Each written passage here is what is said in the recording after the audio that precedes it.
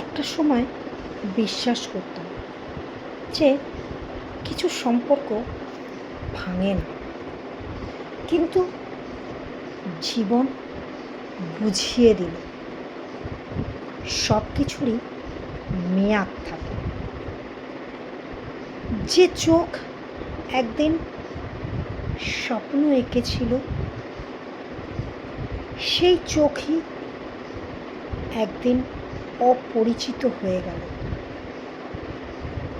কিচ্ছু বলিনি, কিছু জিজ্ঞেসও করি, শুধু শিখেছি সবাই স্থায়ী হয় না। এখন আর হারানোর ভয় পাই না, কারণ নিজেকেই আপন করে নিয়েছি যে।